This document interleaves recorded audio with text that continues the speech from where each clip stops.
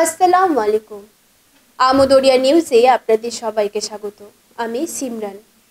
এই মুহূর্তের কিছু গুরুত্বপূর্ণ খবর।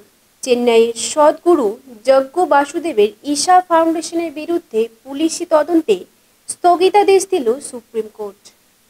বৃহস্পতিবার দেশের সর্বোচ্চ আদালত চেন্নাই হাইকোর্টে ওই রায় স্থগিত করে দিয়ে মামলাটি স্বতঃপ্রণোদিতভাবে নিজেদের হাতে নিয়েছে।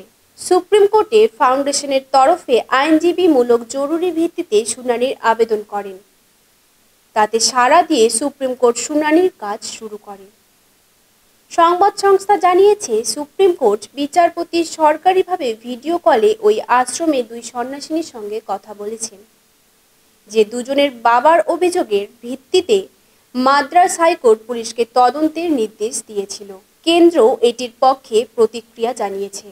ভারতে সলিসিটর জেনারেল তুষার মেহতার শুনানিতে অংশ নেন। তিনি বলেছেন, হাইকোর্টের খুব সতর্ক হওয়া উচিত ছিল।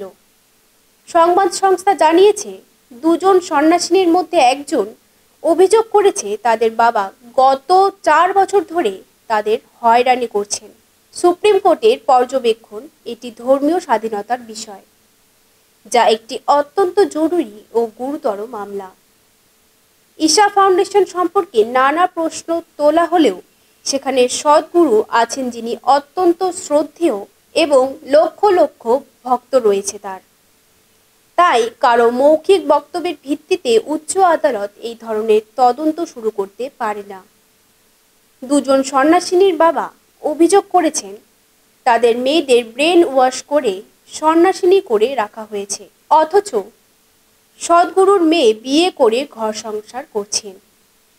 মাদ্রাজ হাইকোর্ট বলেছিল, একজন ধর্মগুরুর মেয়ে বিয়ে করে ঘর সংসার করছে, তিনি অন্যের পরিবারের মেয়েদের সন্ন্যাসে অংশ নিতে বলেছেন। এটাই কেমন ব্যাপার?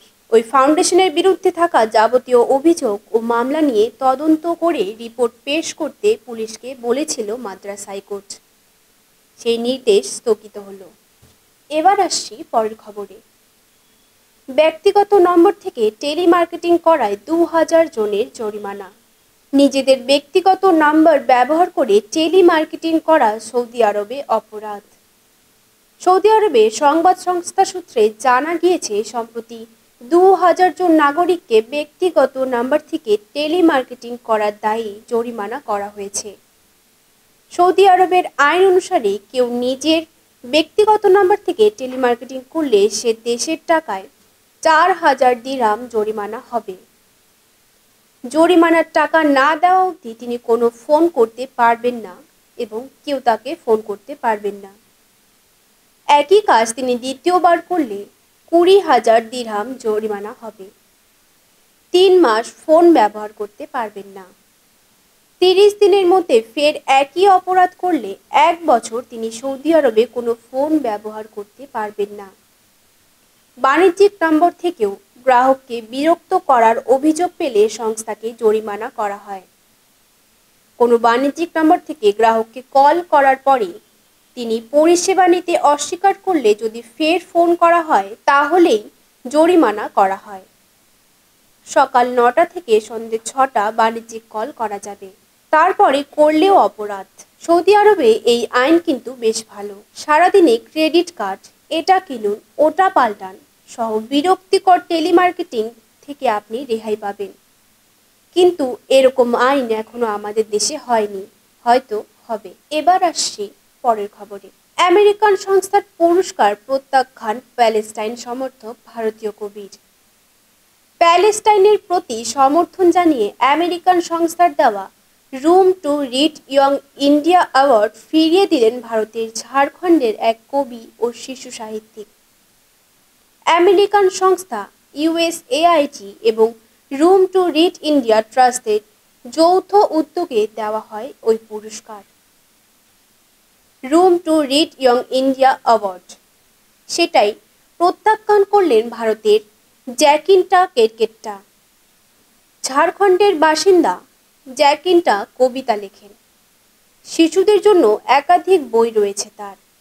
2024 সালে তাকে ইয়ং ইন্ডিয়া অ্যাওয়ার্ড দেওয়ার জন্য মনোনীত করা হয়। আদিবাসী সম্প্রদায়ের কবি জানান তিনি প্যালেস্টাইনের প্রতি সমর্থন জানান, সেজন্য আমেরিকার দেওয়া ওই পুরস্কার নিতে পারবেন না। ছোটদের জন্য লেখা কবিতার বই জিরহুল এর জন্য পুরস্কারটি দেওয়ার কথা ঘোষণা করেছিল সংস্থাটি, কিন্তু প্যালেস্টাইনে যা ঘটেছে তাতে আমেরিকার সমর্থন রয়েছে বলে জ্যাকিনটা ওই পুরস্কার নিতে অস্বীকার করেছেন বলে জানিয়ে দেন। এবার আসছে পরের খবরে। বিরাট কোহলির বাংলা শুনে উচ্ছ্বসিত ভক্তরা। বাংলাদেশের ক্রিকেটার মিরাজের একটি ব্যাট তৈরির কারখানা রয়েছে। কানপুরে দ্বিতীয় টেস্ট ম্যাচ শেষ হওয়ার পর তিনি তাদের একটি ব্যাট বিরাট কোহলিকে দিতে চান। কোহলি মিরাজের উপহার দেওয়া একটি ব্যাট গ্রহণ করেন এবং বাংলায় বলে ওঠেন, খুব ভালো আছে এটা, যা শুনে তার ভক্তরা উচ্ছ্বসিত। বাংলাদেশের ক্রীড়াপ্রেমীরাও খুশি। আজ এই পর্যন্তই। পরবর্তীতে আবারও ফিরব এরকমই কোনো খবর নিয়ে। খুদা হাফিজ।